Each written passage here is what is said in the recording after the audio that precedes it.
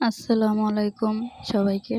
আজকে রান্না করলাম মুরগির মাংস, আলু দিয়ে ঝোল রান্না করলাম।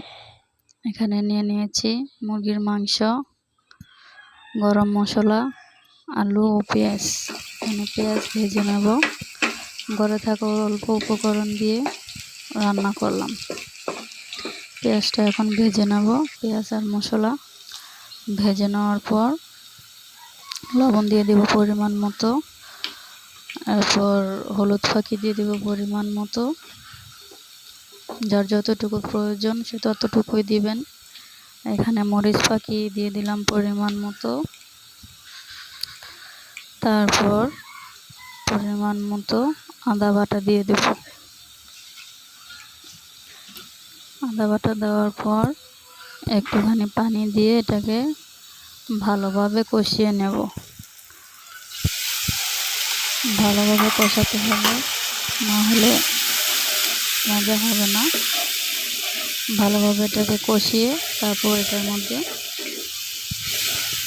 মুরগির মাংসটুকু দিয়ে ভালোভাবে কষাবো।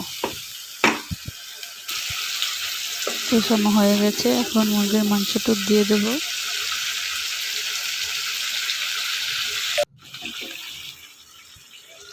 পরে এটাকে ভালোভাবে কষাতে হবে,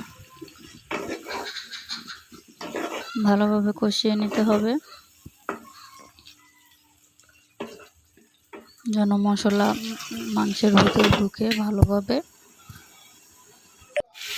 এই যে কষানো হয়ে গেছে, এখন এটার মধ্যে কিছু পরিমাণ আলু দিয়ে দেব। আলু দিয়ে এটাকে আবার অল্প কিছুক্ষণ কষিয়ে নেব। তো কষিয়ে নেওয়া হয়ে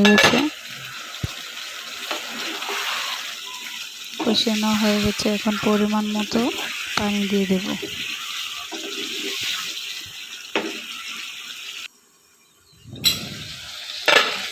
তো যত ভালোভাবে কষাবেন তত খেতে দারুণ লাগবে। এই তো আমার কষানো হয়ে গেছে।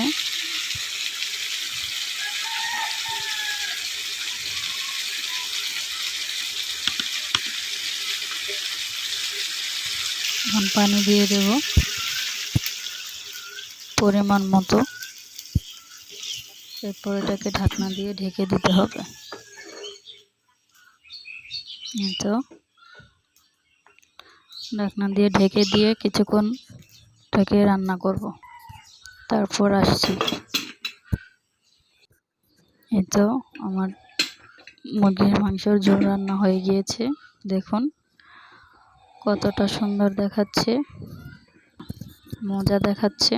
এরপর দিয়ে দেব ভেজে রাখা ফাঁকি করে জিরে, পরে এটাকে একটু নাড়িয়ে দেব। এই তো হয়ে গেছে আমার মুরগির মাংসের ঝোল।